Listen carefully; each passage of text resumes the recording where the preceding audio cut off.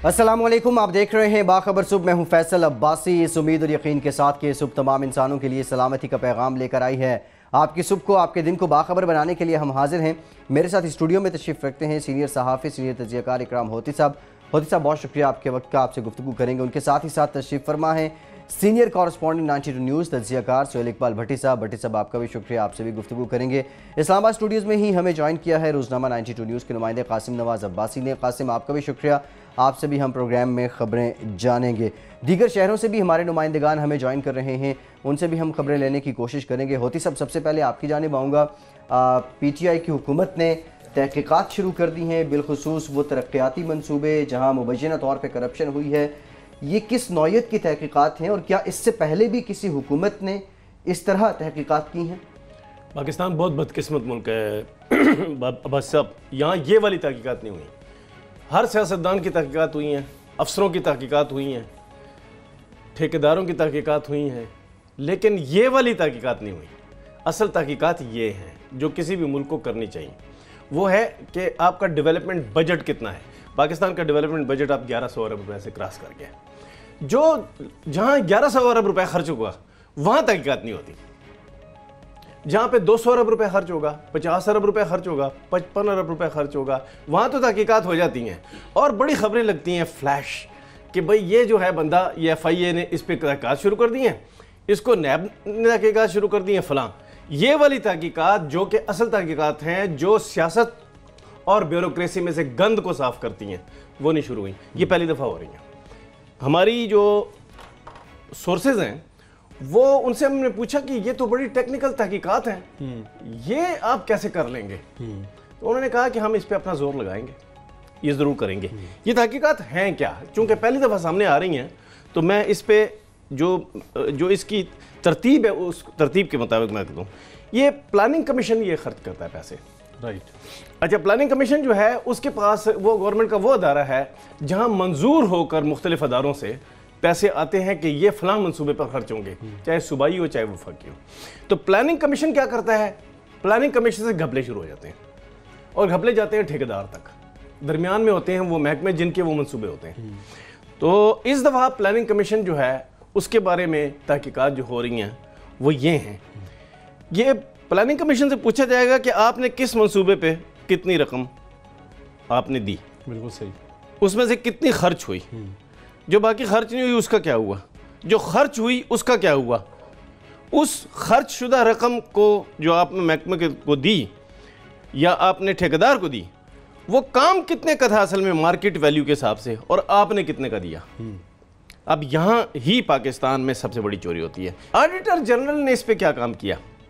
जो auditor general गुजरा है उससे जवाब तलबी होगी कि भाई साहब आपके तहत इसकी तहकीकात हुई, फिर आपने क्या किया, आपने तजवीज़ क्या दी, फिर ऑडिटर जनरल बताएगा कि पब्लिक अकाउंट्स कमेटी में इसके साथ क्या हुआ, वहाँ से क्या रिस्पांस आया, उसके बाद नैब को कितने केस भेजे गए, उस पर नैब ने क्या अमल किया।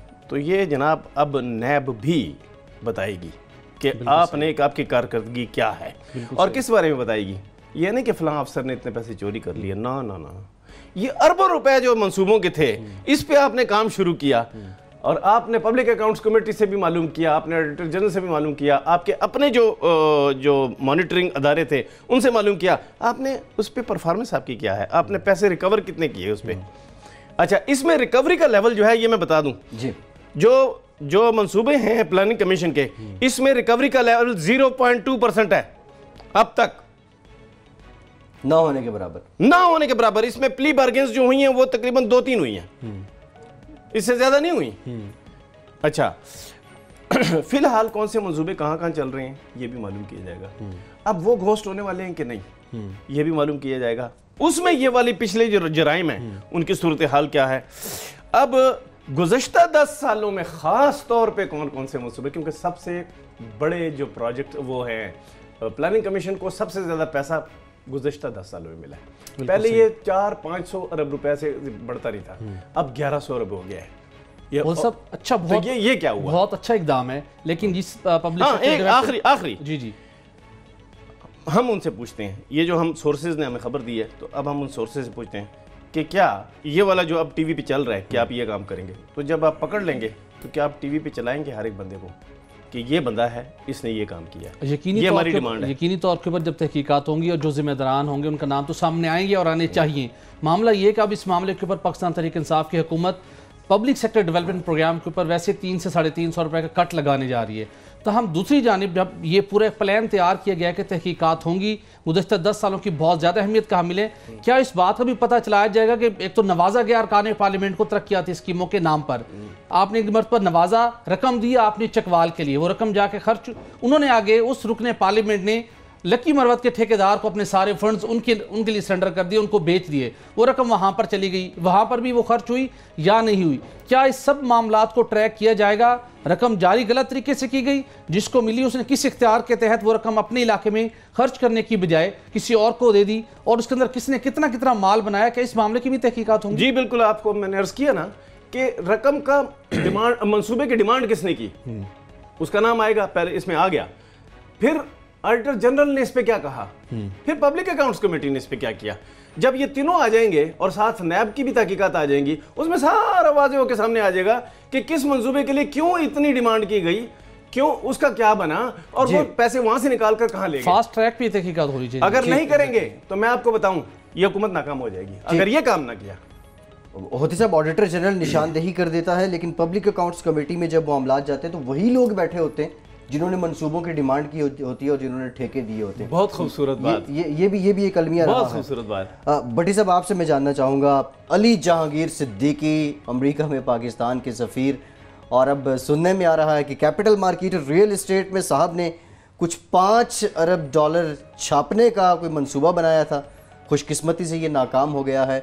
दीगर इसकी तफसीलात क्या है? फैसल, जिस तरीके के साथ साबिक principal secretary to prime minister Fazal फास साहब के कारनामों का सिलसिला ख़त्म होने का नाम नहीं ले रहा, आए रोज़ कोई ना कोई नया कारनामा सामने आ रहा है, इसी तरीके के साथ अमेरिका में तैनात पाकिस्तानी सफ़ीर अली जहांगीर सिद्दीकी और साबिक वज़ीर शाहिद खान अब्बासी के मामले ख़ुसूसी बराए इक़्तिसादी अमूर अली जहांगीर सिद्दीकी का एक और कारनामा सामने आया है।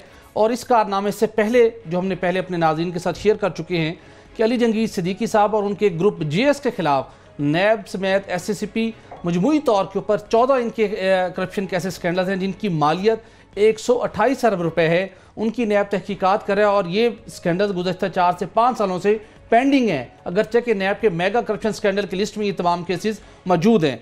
अब मामला ये सामने आया कि जब एक ऐसे शख्स को आपने अपॉइंट किया जिसके खिलाफ करप्शन के 14 स्कैंडल्स की तहकीकात हो रही थी, जिसके अंदर स्कैंडल्स का वॉल्यूम 128 रुपए था, तो जब आप उसको मौका प्रोवाइड करेंगे और उसके खिलाफ पहले आपने तहकीकात मुकम्मल नहीं की तो यकीनी तौर पर आप अपनी उसी प्रैक्टिस के तहत वो मजीद चीज़ों को आगे जारी रखेगा। यही काम यहाँ पर हुआ। अली जहांगीर सिद्दीकी साहब ने वजारत कानून के साथ मिलकर एक इंतहाई अहम और पाकिस्तान के लिए इंतहाई ख़तरनाक एक बिल तैयार करवाया जिसका नाम रखा गया sovereign wealth fund of Pakistan. Plan ये था कि वफाकी काबीना से मंजूरी हासिल करके सदारती ऑर्डिनेंस के ज़रिए से इस कानून को मंजूर करवाया जाए, और जैसे ये कानून मंजूर होगा इसके अंदर एक बोर्ड बनाया जाएगा। वो बोर्ड बहुत बाइख्तियार होगा। उससे पहले फेडरल गवर्नमेंट से ये कहा जाएगा अगर आपके पास किसी अकाउंट के अंदर कोई जमा पूंजी पड़ी हुई है वो रकम इस बोर्ड के हवाले कर दीजिए। उसके बाद इस बोर्ड को मजीद पैसे चाहिए होंगे, कम से कम $5 अरब। उसके लिए ये प्लान बनाया गया कि पाकिस्तान के कुछ ऐसे असासे जिनको भी गिरवी रखा जा सकता है, पाकिस्तान की सॉवरेन गारंटी फराहम करके चीन समेत आलमी मालियाती इदारों से मुख्तलिफ मुल्कों से कर्ज हासिल किया जाएगा, तकरीबन जिसकी मालियत का जो प्लान था $5 अरब होगा। उसके बाद ये सारी रकम इस बोर्ड को, जो कि बहुत हाई पावर्ड बोर्ड होगा, उसके स्पुर्द कर दी जाएगी। ये बोर्ड क्या करेगा? ये बोर्ड पाकिस्तान की मौशी हालत को बेहतर बनाने के लिए, पाकिस्तान की कमज़ोर मौशियत को तवाना बनाने के लिए, पाकिस्तान के अंदर सेविंग की शरह को बढ़ाने के लिए इस कर्जों के जरिए हासिल की गई रकम को वो रियल स्टेट में और उसके साथ साथ कैपिटल मार्केट में होती साहब इन्वेस्ट करेगा। और उस कैपिटल मार्केट के अंदर न सिर्फ पाकिस्तान के मुख्तलिफ शोबे भी थे और उसके साथ साथ आलमी सतह के ऊपर मुख्तलिफ स्टॉक मार्केट भी थी। अच्छा। और जिन्होंने ये प्लान बनाया, जिन्होंने ये बिल तैयार करवाया, उनकी अपनी मुख्तलिफ कंपनियां जो दुनिया के मुख्तलिफ कोनों में भी मौजूद हैं, जो ऑलरेडी कैपिटल मार्केट में काम करती हैं, जो कि ऑलरेडी रियल एस्टेट के अंदर काम करती हैं, और उन कंपनियों की JSCL की हम बात करें, और दीगर कंपनी की बात करें जिनके खिलाफ कैपिटल मार्केट के अरबों रुपए के स्कैंडल्स ऑलरेडी मौजूद है कि जहां पर इन्होंने काम किया, जहां पर इन्होंने सरकार की रकम को इन्वेस्ट करवाया, ये सरकारी कंपनी के शेयर, सरकारी कंपनी को किसी और कंपनी के शेयर्स खरीद कर दिए या फरोख्त किए, वहां पर अरबों रुपए का नुकसान पहुंचा। जिसके अंदर सबसे बड़ी एक मिसाल एसगार्ड 9 लिमिटेड कंपनी की है, एग्रीटेक स्कैंडल की है, जिसके अंदर तकरीबन करप्शन का स्कैंडल जो एक मार्केट के मुकाबले में इस डिफॉल्टेड कंपनी के जो शेयर्स थे नेशनल बैंक ऑफ पाकिस्तान और मुख्तलिफ सरकारी इदारों को मार्केट रेट 11 रुपए फी यूनिट शेयर था, 35 रुपए के ऊपर बेचकर 50-60 अरब रुपए के लगभग नुकसान पहुंचाया गया। ये इस ग्रुप का अली जहांगीर सिद्दीकी साहब का ट्रैक रिकॉर्ड था। अब वो दोबारा क्या करने जा रहे थे कि एक नया बिल कानूनी उसकी हैसियत होगी, सदारती ऑर्डिनेंस के जरिए से मंजूर करवाकर $5 अरब का कर्ज लेंगे और उसको फिर हम इन्वेस्ट करेंगे रियल एस्टेट सेक्टर में और कैपिटल मार्केट में। ट्रैक रिकॉर्ड आपका ये है। और कर्ज बाहर से आएगा, कर्ज बाहर से आएगा। वजारत खजाना ने रोल प्ले किया, वहां पर कुछ मौजूद जो लोग इस सारे शोबे से वाबस्ता थे उन्होंने बहुत डिटेल रिपोर्ट दी कि ये इससे मुल्की खजाने को नाकाबिले इतलाफी नुकसान पहुंचेगा, हमें किसी सूरत इस ऑप्शन को अडॉप्ट नहीं करना चाहिए। लेकिन क्वेश्चन यहां पर यह है कि एक वो शख्स जिसके खिलाफ नैब अरबों रुपए की स्कैंडल की तहकीकात कर रहे हैं और इसी शोबे से जुड़े हुए हैं। रियल एस्टेट की बात करें, रावलपिंडी के अंदर फाजन फाज साहब की हमने स्टोरी की बात की, वो प्लाजा जिसकी 12 रुपए मालियत है, इसी कंपनी ने उसको बैरून मुल्क अपनी कंपनियों में रोटेट कराया, शेयर्स फरोख्त किए, फिर खरीदे, ये उनका ट्रैक रिकॉर्ड है। उसके बाद मुख्तलिफ कंपनियों की शेयर्स की फरोख्त के हवाले से नैब तहकीकात कर रहे हैं। वही शख्स जिसके खिलाफ आपने तहकीकात 4 से 5 साल पेंडिंग रखी हुई है, फिर वो एक और खराबी का बायस बन रहा था। हम ये सवाल मुसलसल अपने प्रोग्राम की तवज्जुह से इसीलिए उठाते रहे हैं कि नैब को फास्ट ट्रैक के ऊपर अली जहांगीर सिद्दीकी साहब उनके जेस ग्रुप के खिलाफ तहकीकात मुकम्मल करनी चाहिए। अगर तो उन्होंने कुछ नहीं किया, उनके हाथ साफ है, आप उन्हें क्लीन चिट दीजिए ताकि मुल्क की मुआशी बेहतरी के लिए वो अपना किरदार अदा कर सकें। अगर उनके हाथ मुल्क के खजाने को नुकसान पहुंचाने में रंगे हुए हैं तो फिर आप उन्हें स्पेयर ना करें, अदरवाइज वो मुख्तलिफ जगहों पर बैठ के और नुकसान पहुंचाएंगे मुल्क की मुआशत। जिस दिन उनकी हुकूमत खत्म हुई है उस दिन इस बोर्ड का स्टेटस क्या था और इस बिल का स्टेटस क्या? ये तो वजारत खजाना ने और फिर स्टेट बैंक की मुखालफत से इस बिल को रोक लिया गया, इसको मंजूरी नहीं होने दिया गया। ये इस बिल की कॉपी मौजूद है और वजारत कानून इस मामले की भरपूर सपोर्ट कर रही थी। वजारत खजाना की अगर मुखालफत ना होती तो आज ये लोन हासिल करके मुख्तलिफ कंपनियों के अंदर इन्वेस्ट कर चुके होते। ठीक, भट्टी साहब, फवाद हसन फवाद हो या अली जहांगीर सिद्दीकी, इनके साथ एक और जो बाहमी नाम जुड़ता है वो साबिक वज़ीर-ए-आज़म शाहिद खाकान अब्बासी का है। लेकिन सवाल ये है कि क्या ये सारे कारनामे, ये सारे मंसूबे, इनमें अब्बासी साहब भी शरीक थे? अगर शरीक थे तो उनके खिलाफ तहकीकात क्यों नहीं?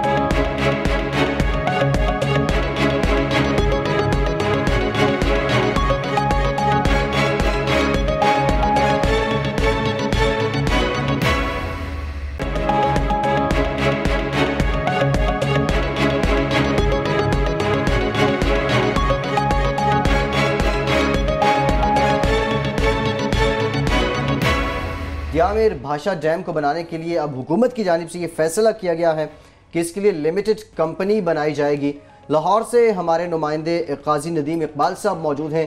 काजी साहब, आपसे जानना चाहेंगे, एक तो ज़रा शेयर्स का तनासुब बताइएगा, सरकार के कितने होंगे और आवाम के कितने होंगे। दूसरा, हम ये भी देख रहे हैं जो पब्लिक सेक्टर कंपनीज़ हैं या इंटरप्राइजेज़ हैं वो तो मुकम्मल और सालों से खसारे में हैं। इस कॉरपोरेशन को खसारे से कैसे बचाया जाएगा? देखें, एक इजलास हुआ है इमरान खान साहब वज़ीर-ए-आज़म की ज़ेर सदारत। कल हमारी बात हो रही थी एक सूबाई ज़िम्मेदार से, उसने बताया कि साबका हुकूमत में और मौजूदा हुकूमत में एक बड़ा वाज़ेह फ़र्क है। वो ये है कि साबका हुकूमत में अगर हम कोई तजवीज़ देते थे या किसी तजवीज़ की मुखालफत करते थे तो हमारी सुनी नहीं जाती थी। लेकिन रिसेंटली इस हवाले से जो इजलास हुए हैं पिछले दिनों में वज़ीर-ए-आज़म इमरान खान के पास, उसमें उन्होंने सूबाई हुकूमतों को भी ऑन बोर्ड लिया है और सूबाई हुकूमतों के नुमाइंदगान भी वहाँ पर गए हैं। और सूबाई ज़िम्मेदार ने बताया कि इमरान खान ने न सिर्फ बात सुनी बल्कि तजावीज़ एक से ज़ायद बार ला के उसके ऊपर डिस्कशन भी की। इस हवाले से ये है कि उन्होंने कहा जी हमने दिया मीर बादशाह डैम हर सूरत बनाना है, ये हमारे लिए एक चैलेंज है, लेकिन इसके लिए हम कर्ज़ा नहीं लेंगे। पहले ही हमारी जो कौम है वो कर्ज़ों में डूबी हुई है, तो हमने मज़ीद कर्ज़ा नहीं लेना। फिर हिकमत अमली ये बनाई गई तो इस डैम को बनाया कैसे जाए। तो तय ये हुआ कि जो बैरून मुल्क ओवरसीज़ पाकिस्तानीज़ हैं उनको इस हवाले से ऑन बोर्ड लिया जाए और जो हमारे पाकिस्तान में बसने वाले शहरी हैं उनको भी इस सिलसिले में तमान में लिया जाए। तो वो इस सिलसिले में तय ये पाया है कि एक ऐसी कंपनी बनाई जाए जो कि इंडिपेंडेंट काम करेगी। हुकूमत उसकी निगरान तो होगी लेकिन उसमें मुदाखलत नहीं करेगी, उस पर चेक एंड बैलेंस रखा जाएगा कबीना के थ्रू। लेकिन वो जो कंपनी होगी वो प्रोफेशनल बुनियादों पर काम करेगी। इसके जो शेयर्स हैं वो 100 में से 52% जो हैं वह हुकूमती ही होंगे और जो 48% हैं वो अवाम में तकसीम किए जाएंगे। तय ये पाया जा रहा है, तजवीज़ ये ज़ेर गौर आई है जो सबसे अहम है कि जो पाकिस्तान के शहरी हैं उनको जो एक शेयर है वो 500 रुपये से लेके 1000 रुपये तक दिया जाए और तमाम शेयर पाकिस्तान स्टॉक एक्सचेंज के थ्रू मालियाती इदारों के थ्रू तकसीम किए जाएँ और इनको जो मुनाफा है वो बिजली के बिलों में यूनिट की मद में दिया जाए। यही नहीं, वो लोग जिन्होंने बैरून मुल्क से सरमायाकारी करनी है, शेयर खरीदने हैं ओवरसीज़ पाकिस्तानी, उनके जो मुनाफे की शरह है वो उनको डॉलर में दी जाए और ये जो मुनाफा है माहाना बुनियादों पर होगा और सेमाही बुनियादों पर होगा। ये शेयर होल्डर की मर्ज़ी है कि वो माहाना बुनियादों पर लेना चाहता है या सेमाही बुनियादों पर लेना चाहता है।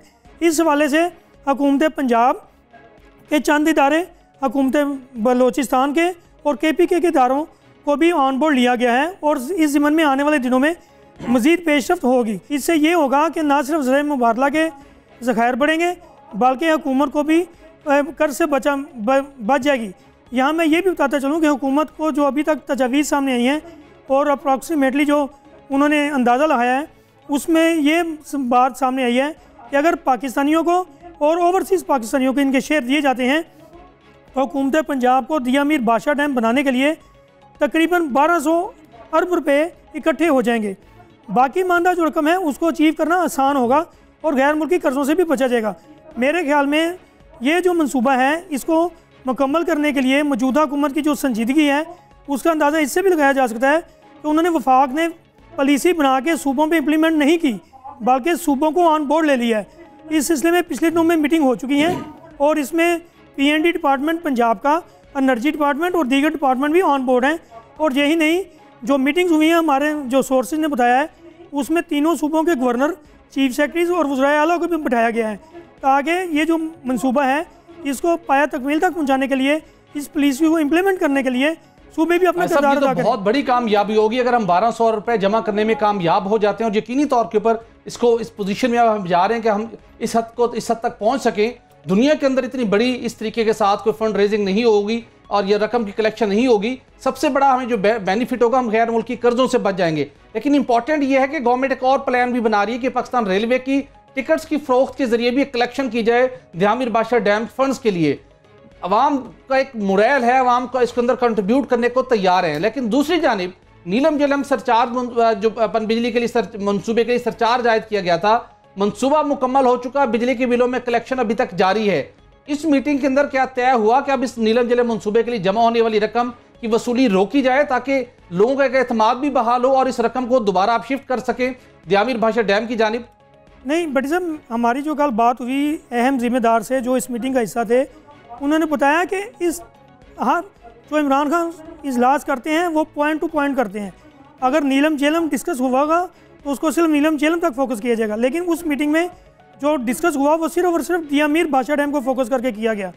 आप देखें माजी करीब में जैसे आपने भी बताया अवाम के ऊपर बोझ लादा गया, अवाम के ऊपर पॉलिसी बना के फैसले थोपे गए, लेकिन इस दफ़ा अवाम को साथ लेके आगे चलने की सोची जा रही है जो कि मेरे ख्याल में एक मुस्बत पॉइंट है।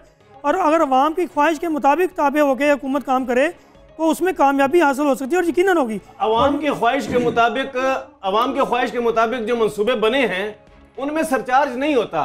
पीछे बिजली के मंसूबे और गैस के मंसूबे, उन पर सरचार्ज लगाया गया और ये जो दिया मीर बादशाह डैम है इस पे भी सरचार्ज लगेगा क्योंकि नीलम झेलम पे भी लगा है। तो ये तो अवाम के लिए तो एक तरफ से मतलब है, आप कह रहे हैं अवाम की ख्वाहिश के मुताबिक, तो अवाम की जेब से तो पैसे सरचार्ज के जरिए भी निकाले जाएंगे। तो क्या ये इसमें शामिल होगा? नहीं होती साहब, सरचार्ज की इस मीटिंग में बात ही नहीं हुई। बात सिर्फ ये हुई है कि अवाम को शेयर्स दें, अवाम को मंसूबे का हिस्सा बनाएं, अवाम को प्रॉफिट का हिस्सेदार बनाएं ताकि अवाम आगे बढ़ें।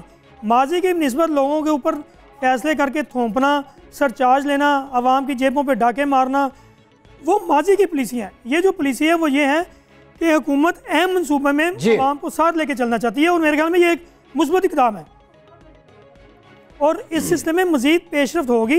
और आने वाले दिनों में काजी नदीम इकबाल लाहौर से हमारे साथ मौजूद थे। गवर्नमेंट की जानिब से बादशाह डैम की तामीर के लिए प्राइवेट लिमिटेड कंपनी बनाने का जो फैसला किया गया है इसकी तफसीलात दे रहे थे। एक ब्रेक के बाद कुछ दीगर खबरें शामिल करते हैं।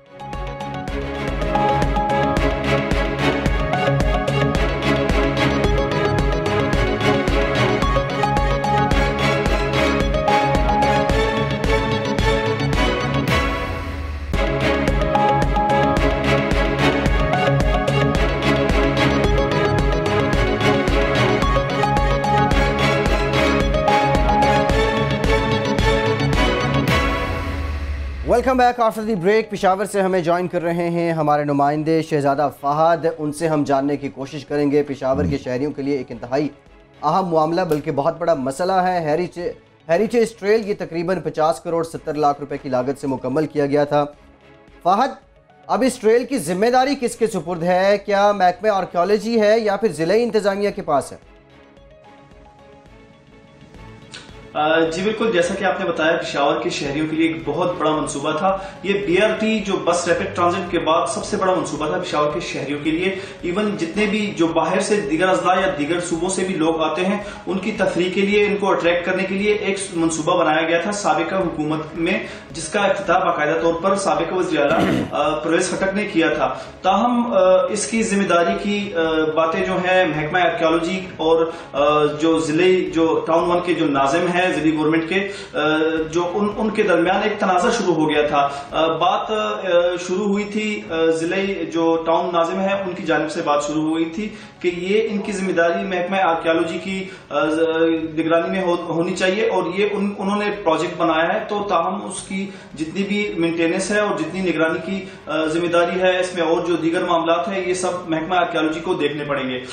जबकि इसके रद्द-ए-अमल में महकमा आर्कियोलॉजी के जो डायरेक्टर हैं डॉक्टर अब्दुल समद साहब, उन्होंने अपना रद्द-ए-अमल जाहिर किया और इब्तिदाई तौर पर उन्होंने बताया कि ये जहां तक ये मंसूबा बनाने की बात थी, उन्होंने मंसूबा बना दिया है। जब इसकी जो जिम्मेदारी है वो तो डिस्ट्रिक्ट गवर्नमेंट ही करेगी, क्योंकि उनके पास तो ना टेक्निकल जो है अमला है ना दीगर कोई मामलात के लिए उन्होंने कोई प्लान इस तरह का नहीं था, तो इनकी सफाई का अमला हो गया इसमें। अच्छा, ये काबिल जिक्र बात यह है इसमें कि ये बहुत खूबसूरत ट्रैक बना था। ये गोरगठरी तहसील से लेके ये घंटाघर तक जो तारीखी शहर है, जितनी ये राहदारी है, ये जितना एरिया है, इसके इर्द गिर्द जितनी भी गलियां लगती हैं या तिजारती लोग हैं, दुकानें हैं, मकानात हैं, इनको सजाया गया था और बहुत ही प्यारा मंसूबा था। जब देखने में जब ये स्टार्ट हुआ था तो पेशावर के शहरियों ने इसे बहुत सराहा था और इसे एक बहुत खुश आइन मंसूबा भी करार दिया था। ताहम मामलात अभी उस पे पहुंच चुके हैं कि यहाँ इस ट्रैक के ऊपर तजावुज़ात के नाम आपने लिए 90s में यहाँ पे मैं रिपोर्टिंग करता रहा हूँ, तो मुझे याद है कि भाई ये कैसा इलाका है। इसके लिए जो मंसूबा है आपका, तो इसमें दो चीज़ें जो थी वो ज़रूरी थी, एक टेक्निकल अमला और दूसरा निगरान अदारा। टेक्निकल अमला और निगरान अदारे के बगैर ये मंसूबा बन किस तरह गया, ये बनाया क्यों? देखिए, ये क्योंकि इसका ताल्लुक जो था आसार कदीमा से था, इसकी बेसिक जो इसको बनाने का मकसद था, ये तहसील गोरगठरी जो आपको इल्म होगा, ये बहुत एक तारीखी जगह है। यहाँ पे लोग आते हैं बाहर से और इसको देखने के लिए आते हैं। तो ये मंसूबा महकमा आर्कियोलॉजी की निगरानी में इसलिए दिया गया था कि वो तारीखी बिल्डिंग्स थी, यहाँ से इसके रिलेटेड थी महकमा आसार कदीमा। ताहम ये मंसूबे में ये बात पहले से तय हो चुकी थी कि इसके बनाए जाने के बाद इसकी निगरानी जो है डिस्ट्रिक्ट गवर्नमेंट करेगी। ताहम निगरान हुकूमत के आते ही इनके फंड्स मुंजमद हो गए और डिस्ट्रिक्ट गवर्नमेंट के इख्तियारात भी वो मुअत्तल हो गए थे। ताहम इसकी मुंतकली में कुछ देर लगी या कुछ गलत फहमी हुई, इसमें जो मसले थे इसमें दरपेश हुए, तो इस वजह से मामला तो पहले से तय थे, लेकिन इसमें मिस कोऑर्डिनेशन हुई। दोनों इदारों के दरमियान रवाबित ठीक तरीके से नहीं हुए। हालांकि एक महकमे ने दूसरे महकमे को ये भी बता दिया था कि ये गफलत आपकी है, जबकि दूसरी की जवाबी जो जवाब आया था, उन्होंने जितनी भी इस मंसूबे में जो फ्लॉस थे उसकी तमाम जिम्मेदारी जिला इंतजामिया डिस्ट्रिक्ट गवर्नमेंट पर आयद की। 50 से 70 करोड़ रुपए की रकम खर्च हो गई। ये अब कौन से ऐसी रॉकेट साइंस है कि देखभाल और निगरानी का मसला नहीं हल हो पा रहा, और कौन से ऐसे हाईली टेक्निकल या हाईली बहुत स्किल्ड लोग चाहिए जो इसकी निगरानी कर सके। जब 50 से 70 करोड़ रुपए की खतीर रकम लगी, वो तो लगाने में कोई मसला नहीं आया, तो बुनियादी मसला क्या है, क्यों नहीं इसकी देखभाल हो पा रही?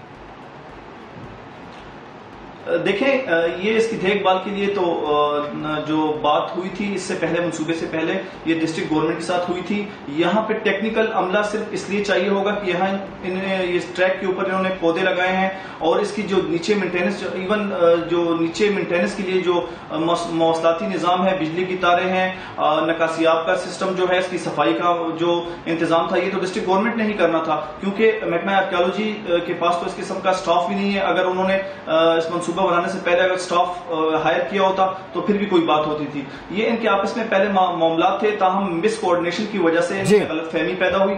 लेकिन अब सूरत हाल ये है कि इतना प्यारा ट्रैक, अब इसकी निगरानी कौन करेगा? अब ये भी बात जिले नाजिम जो है मोहम्मद आसिम, उससे बहुत शुक्रिया शहजादा फहद से आप हमारे साथ मौजूद थे। अगर ये मंसूबा महकमा आर्कियोलॉजी के बजाय कोई और महकमा भी बनाता तब भी इसकी देखभाल की जिम्मेदारी जिले इंतजामिया के सुपुर्द ही आती है। रोजनामा 92 न्यूज़ के नुमाइंदे कासिम नवाज अब्बासी हमारे साथ मौजूद हैं। कासिम, आपसे जानना चाहेंगे, पिछले 10 साल पंजाब में नवाज लीग की हुकूमत रही और तालीम को लेकर खासे नारे भी लगाए गए। दूसरी जानिब सबसे ज़्यादा तरक्याती मंसूबों का प्रचार किया गया। अगर हम तनासुब देखें, कितने पैसे तरक्याती मंसूबों पर लगे और कितने पैसे तालीम पर खर्च हुए और अहदाफ कितने हासिल किए गए तालीम के मैदान में? जी बिल्कुल, फैसल तालीम के नाम पर गुज़िश्ता 10 साल में, जैसे कि पंजाब गवर्नमेंट मुस्लिम लीग नून के पास रही, पिछले इस 5 साल की अगर हम बात करें 2013 से 2018 तक, तो इन 5 सालों में 200 अरब रुपया तालीम के नाम पर खर्च किया गया। और दूसरी तरफ हम देखा जाए तो 200 अरब रुपये तो लगा दिए गए, लेकिन आज भी पंजाब में, जो कि पाकिस्तान का सबसे बड़ा सूबा है, और 92 लाख जो चिल्ड्रंस हैं, बच्चे हैं, वो स्कूलों से बाहर, वो स्कूल ही नहीं जा सके। जबकि ओवरऑल हम बात करें पाकिस्तान की तो 2 करोड़ 40 लाख के करीब बच्चे जो हैं वो स्कूल नहीं जा रहे। और सूबा पंजाब में दीगर सूबों की निस्बत सबसे ज़्यादा फ़ंड तालीम के नाम पर खर्च किया गया, लेकिन सिफारशी कल्चर, असातिज़ा की अनट्रेन असातिज़ा, फिर आपकी जो दूसरा तशद्दुद के वाक़यात जो स्कूलों में रुनमा होते हैं, उसकी वजह से बच्चे डर के मारे स्कूल नहीं जाते। गुर्बत का एक बड़ा अहम अंसर मौजूद है जो स्कूल ना जाने वाले बच्चों की तादाद में। फिर हम बात करें अगर तो दूसरे सूबों की, सूबा खैबर पख्तूनख्वा में तालीम जो बच्चे हैं, वो पिछले 5 सालों के दौरान सबसे ज़्यादा अगर तालीम पर काम हुआ तो वो खैबर पख्तूनख्वा पे हुआ, जबकि सिंध के हालात भी पंजाब की तरह ही हैं। और एक और अहम बात कहूँ कि अभी 4,63,000 जो बच्चे हैं सरकारी स्कूलों में, वो सरकारी स्कूल छोड़ के म्यारी तालीम, नाक़िस म्यारी तालीम की वजह से वो निजी तालीमी इदारों की तरफ वो चले गए। एक बहुत अहम पहलू है और ये बड़ी बदकिस्मती है कि हमारे जो तालीमी सेक्टर है पंजाब का या पूरे पाकिस्तान का, वो इस कदर तंजली का शिकार है। दूसरी तरफ अब ये तहरीक इंसाफ जो है, नई गवर्नमेंट आई है, तो लोगों की एक फिर से उम्मीद जागी है, क्योंकि खैबर पख्तूनख्वा में 5 साल तहरीक इंसाफ रही तो सरकारी जो स्कूल था, सरकारी सेक्टर तालीमी इदारों का था, उस पर काफ़ी बेहतरी आई है।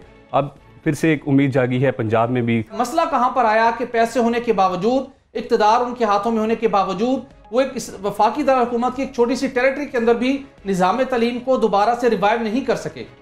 जी बिल्कुल, सुहेल साहब, जो 4 अरब रुपये का मनसूबा था इस्लामाबाद में, जो वज़ीर आज़म तालीमी रिफॉर्म्स प्रोग्राम था, जिसके तहत 4 अरब से ज़ायद रकम यहाँ पर खर्च की गई तालीमी इदारों पर, लेकिन आज भी इस्लामाबाद के जो देही इलाके हैं, जहाँ पे बहुत सारे ऐसे इलाके हैं जहाँ स्कूलों की 4 दीवारी नहीं, वॉशरूम्स नहीं, इस्लामाबाद की बात करें तो, जबकि ऐसे भी स्कूल हैं इस्लामाबाद के देही इलाकों में जहाँ पर असातिज़ा ही पूरे नहीं हैं। एक क्लास पूरे स्कूल में 2 टीचर्स होंगे या कॉन्ट्रैक्ट टीचर्स होंगे। आज भी इस्लामाबाद में 8,000 के करीब जो है वो असामियाँ जो असातिज़ा की वो खाली हैं, वो पूरी नहीं की जा सकी इन पिछले 10 सालों। ठीक, बहुत शुक्रिया कासिम नवाज अब्बासी, आप हमारे साथ मौजूद थे। और जो पाकिस्तान के अंदर, बिलखुसूस पंजाब के अंदर पिछले 10 सालों में, माफ़ कीजिएगा, तालीम का सिलसिला रहा, उसको लेके आप बयान कर रहे थे।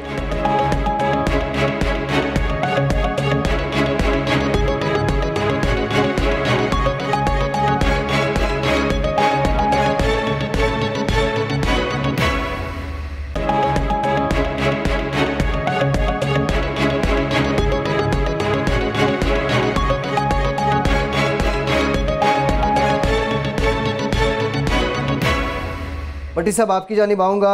बहुत से मामलात हैं जहाँ सोशल वेलफेयर में एजुकेशन है, वहाँ शोबा सेहत भी आता है। एक इंतहाई अहम वजारत है जो इससे पहले सायरा अफजल तारड़ साहिबा के पास थी, वजारत national health regulation and services. इसके लिए अब चैलेंजेस क्या क्या हैं? फैसल, वजारत नेशनल हेल्थ सर्विसेज के लिए चैलेंजेस बहुत ज़्यादा हैं। आपने न सिर्फ अगरचे 18वीं तरमीम के बाद हेल्थ का चैप्टर सूबों के पास जा चुका है, लेकिन उसके बावजूद हम अद्वियात की मियारी अद्वियात की तैयारी की बात करें, हम अद्वियात की कीमतों की बात करें, इजाफी कीमत वसूली की बात करें और जाली अद्वियात की मार्केट से खात्मे की बात करें, नए हॉस्पिटल्स का क्याम करें और मौजूदा हॉस्पिटल्स के अंदर सेहत की मियारी सहूलियात की बात करें, तो वजारत नेशनल हेल्थ रेगुलेशन का बहुत कलीदी किरदार है। उसके अलावा से हमारे मुल्क में मुख्तलिफ आलमी इदारों के ताउन से मुख्तलिफ प्रोग्राम्स चल रहे हैं सेहत से मुतलिक, उनको इफेक्टिवली रन करवाना, उनके लिए दोबारा डोनेशन हासिल करना ministry of national health services का बहुत कलीदी किरदार है। लेकिन इस वक्त मामला काफ़ी गंभीर हुए हैं जो कि मुस्लिम लीग नून के दौरे हुकूमत में रहे, अब वो आगे कंटिन्यू कर रहे हैं। वजारत नेशनल हेल्थ रेगुलेशन के अंदर मामला ये है कि एक तो वहाँ पर हमने PMDC का मामले की अगर हम बात करें, PMDC के जो अमूर को इस वक्त चला रहे हैं वहाँ पर मौजूद हैं सेक्शन ऑफिसर आजम गक्खड़ साहब। सायरा अफजल तारड़ साहब ने उनको यहाँ पर अपॉइंट करवाया। आजम गक्खड़ साहब बुनियादी तौर के ऊपर स्कूल टीचर हैं। हमें इतलात ये मौसूल हुई थी कि उनका ताल्लुक हाफिजाबाद से और एक किसी प्राइमरी स्कूल के टीचर हैं। जब उनसे मौक़िफ़ हासिल किया तो उन्होंने इस बात की तस्दीक की कि वो स्कूल टीचर हैं, हेड मास्टर के इक्वल उनका स्टेटस है और वो इस्लामाबाद के education federal directorate of education के एम्प्लॉई हैं। 1988 से वो तालीम से वाबस्ता है। लेकिन आप ये और उसके साथ उन्होंने बताया गुज़श्ता 5 साल वो उन्होंने 85-83 के अंदर लॉ की डिग्री हासिल की थी, जिस वजह से वो 5 साल तक एक कानून के अमूर सर अंजाम देते रहे हैं। FD के अंदर मतलब कि बराह रास्त पढ़ाने से वाबस्ता नहीं रहे। अब वो PMDC Pakistan medical and dental council के SO हैं और हैं वो हेड मास्टर। अभी कासिम नवाज अब्बासी ने स्टोरी की थी कि इस्लामाबाद के अंदर असातिज़ा की कमी है, वो बहुत अच्छे टीचर होंगे, उनकी खिदमात हमें स्कूल में लेनी चाहिए, जहाँ पर उनको बच्चों को पढ़ाना चाहिए। स्कूल एजुकेशन निज़ाम के अंदर बेहतरी लेके आए, ना कि वो PMDC में बैठकर मिनिस्ट्री ऑफ नेशनल हेल्थ में बैठ के PMDC के मामला चलाएं जो कि बहुत ज़्यादा ख़राब हुए। उसके बाद एफिड्रीन जो स्कैंडल एक सामने आया, 5 साल से ज़्यादा अरसा गुजर चुका, उसको हम अपने लॉजिकल एंड पे नहीं पहुँचा पा रहे, जो उसका एक बड़ा शुबा था जिसके अंदर सरकारी अफसरान की इन्वॉल्वमेंट का मामला था। साबिक सेक्रेटरी हेल्थ खशरूद अख्तर लशारी साहब बैरून मुल्क मुकीम है, वापस आने को तैयार नहीं है। उसके बाद जो DG हेल्थ थे असद हफीज साहब, वो इस वक्त भी DG हेल्थ के तौर के ऊपर ministry of national health services भी मौजूद हैं। एफिड्रीन कोटे की वजह से हमारे अवाम और इंडस्ट्री बुरी तरह से मुतासिर हुई। उसको जिन लोगों के भी इसके अंदर इन्वॉल्वमेंट थी उन्हें हमें फास्ट ट्रैक के ऊपर उनके केसेस को कंक्लूड करना चाहिए। असद हफीज साहब हो, खशरूद लशारी साहब हो, आप उन्हें बुलाएं, उनका ट्रायल हो, अगर उन्हें किसी काम में अगर वो मुलविस नहीं पाए गए तो क्लीन चिट दें। इसलिए कि जो हमने मार्केट से कुछ मालूमात हासिल की, एफिड्रेन के इस स्कैंडल की वजह से जो एफिड्रेन से अद्वियात तैयार होती थी खांसी के लिए, ये दमे के अद्वियात, वो अद्वियात की तैयारी बंद हो चुकी है। उसकी मुतबादल अद्वियात की तैयारी वो 4 से 5 टाइम्स महंगी आवाम खरीदने पर मजबूर है, क्योंकि एक पूरा एक आपका एक सेट सिलसिला था, एक शोबा था, वो बुरी तरह से मुतासर हुआ इस स्कैंडल की वजह से। असद हफीज साहब वहाँ पर मौजूद हैं, मुख्तलिफ प्रोग्राम्स को वहाँ रन कर रहे हैं। तर्जुमान ministry of national health services का कहना है कि पाकिस्तान के पास इस पाए का कोई अफसर मौजूद नहीं है। अगर ऐसा बात मौजूद है तो आपको कोर्ट से अर्ली ट्रायल की, अर्ली हियरिंग की दरख्वास्त करनी चाहिए। अगर आपने उनकी सर्विसेज लेनी है तो फिर उन्हें क्लीन चिट हासिल होनी चाहिए। साथ तर्जुमान ने यह भी हमें वजाहत की कि हनीफ अब्बासी साहब वाले मामले के अंदर उन्हें क्लीन चिट मिल गई है, लेकिन दूसरा केस जिसके ऊपर वो जमानत पर रहे हैं एफिडीन कोटा अलॉट करने के हवाले से, वो बदस्तूर केस अंडर ट्रायल है। कितने किलोग्राम का कोटा? 9,000 किलोग्राम का था। तो लिहाजा यहाँ पर इनको मामलात को बेहतर चलाने के लिए PMDC के मामलात हों, हॉस्पिटल्स के मामलात हों, या ओवरऑल मिनिस्ट्री ऑफ हेल्थ के मामलात हों, हमारे मुख्तलिफ शोबे सेहत के प्रोग्राम्स, उनको आलमी इदारे उनका फंड रोकने जा रहे हैं, सूबे कोऑर्डिनेट नहीं कर पा रहे। तो लिहाजा यहाँ पर जब एक ऑफिसर को कंसंट्रेशन के साथ आपने काम करवाना है तो नीट एंड क्लीन होना चाहिए। उनके आप या तो केसेस उनको क्लीन चिट मिलनी चाहिए, या अगर ट्रायल जारी है तो आपको फिर किसी और अल्टरनेट ऑफिसर से खिदमात हासिल करनी चाहिए। एक तो ये मामला था कि जो कि बहुत बड़े चैलेंज है। इसके साथ एक और मामला जो हमने नैब से मुतल्लिक है वो अपने नाज़रीन के साथ शेयर करना था। पाकिस्तान तहरीक इंसाफ की हुकूमत ने डॉक्टर अमीर मोहम्मद जोगी ज़ई को बलूचिस्तान का सदर नॉमिनेट किया था। उसके बाद अचानक पता चला कि नैब ने उनके खिलाफ गवर्नर के लिए नामजद किया था। पता चला कि उनके खिलाफ ही नैब तहकीकात कर रहा है, रेफरेंस फाइल होना है, तो फिर उसके बाद एक प्रेशर बिल्ट हुआ तो तहरीक इंसाफ को नामजदगी वापस लेनी पड़ी। हकीकत ये जो हमें मुख्तलिफ दस्तावेज मौसूल हुई हैं और डॉक्टर अमीर मोहम्मद खान जोगी ज़ई ने और साबिक सेक्रेटरी ख्वाजा सदीक अकबर ने चेयरमैन नैब को खत लिखा है। उन्होंने नैब की कारकर्दगी के ऊपर बहुत बड़ा सवालिया निशान उठ रहा है। 2016 से आप इस मामले की इंक्वायरी कर रहे हैं, आप इंक्वायरी कंप्लीट नहीं कर पाए। उसके अंदर जब जो बेसिकली किडनी सेंटर कोयटा की इंक्वायरी से मामला है, जो कि उसकी मशीनरी खरीदारी और आलात की खरीदारी से मुतल्लिक है। ये जब डॉक्टर अमीर मोहम्मद खान जोगीज़ई साहब थे, ये फातमेड फाउंडेशन की तरफ से इनको सीईओ इसको अपॉइंट किया गया।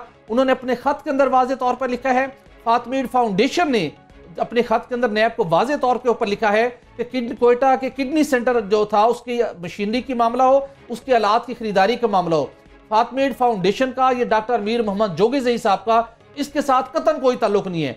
पाकिस्तान वर्कर्स वेलफेयर फंड के तहत बलूचिस्तान गवर्नमेंट ने रकम मुख्तस की, खरीदारी की गई, आपने गलत तरीके से गलत डायरेक्शन में इंक्वायरी कर रहे हैं। उसके बाद अब अमीर मोहम्मद खान जोगीज़ई ने चेयरमैन नैब को दरखास्त की है कि तमाम दस्तावेजात आपके सामने हैं, आप इस मामले को तय कीजिए कि रेफरेंस आपने दायर करने जरूर कीजिए। अगर उनके खिलाफ कोई एविडेंस नहीं है तो आपने एक शख्सियत से मुतल्लिक इंक्वायरी 2 साल 2.5 साल से पेंडिंग है, आपने मामले को लटकाया हुआ है, उसको आप बताइए कि आप या तो आपके इस मामले में कोई लेन देन अमल दखल नहीं है, अगर आपका अमल दखल है तो हम आपके खिलाफ रेफरेंस दायर करने जा रहे हैं। उन्होंने 20 रोज गुजर जाने के बावजूद नैब की कमिटमेंट थी कि उनकी पोजीशन को वाजे किया जाएगा, उन्होंने नहीं किया। गवर्नर बलूचिस्तान इस वक्त ओहदा भी खाली है, वहां पर कायम मकाम गवर्नर स्पीकर बलूचिस्तान असम्बली फराइज सर इंजाम दे रहे हैं, जिसको भी अपॉइंट करना है। और उसके बाद बहुत शानदार इनका ट्रैक रिकॉर्ड रहा है, हम इनका हिस्टोरिकली बात करें। और जिस शख्स की सरकारी अमूर के अंदर खरीदारी के अंदर कोई इन्वॉल्वमेंट नहीं है, कोई जिम्मेदारी नहीं थी, उसको नैब बलूचिस्तान के होती साहब ने भी स्टोरीज की। नैब कोयटा गलत तरीके के साथ ना सिर्फ जहां पर हाथ डालना चाहिए वहां पे आप तखीर का दो चार हैं। जिन लोगों को आपने इन्वॉल्व नहीं करना, वो प्राइवेट सेक्टर के लोगों या सरकारी सेक्टर के लोगों, आप उनको इस तरीके से लटकाते हैं जिसकी वजह से पूरा आपका लोगों की क्रेडिबिलिटी भी मुतासिर होती है, उसके बाद सरकारी अमूर भी बुरी तरह से मुतासिर होते हैं। ये मैंने आपसे पिछले हफ्ते एक स्टोरी की थी और मैंने कहा था कि मैंने नैब के चेयरमैन को खुद लिख के दिया है और उन्होंने पढ़ा भी वो, और उस पर कोई अमल दरामद नहीं हुआ। इसका मतलब है जो नैब है बलूचिस्तान की, उसके हाथ खुले हुए हैं, वो जो मर्जी करे। इस वक्त जेल में लोग बैठे हुए हैं, 3-4 बहुत बड़े बिजनेसमैन कोयटा में, उनके केस आगे नहीं बढ़ रहे क्योंकि उनके साथ जो नीचे अटैच लोग हैं अफसर, वो बड़े असर हैं और वो नैब पे भी असर डालते हैं। नैब के पास तकरीबन 12 अफसरों का इस वक्त आना जाना है, वो केस भुगत रहे हैं, लेकिन बैठे कहाँ हैं? इंतहाई अहम ओहदों पर बलूचिस्तान डेवलपमेंट अथॉरिटी में, और वो ठेके दे रहे हैं सरकारी। अभी हमने कहा ना कि ठेकों पे वो होगी, तहकीकात होंगी कि कैसे दिए गए। अब वो उनको ठेके दे रहे हैं, जो नए ठेके बन रहे हैं वो दे रहे हैं।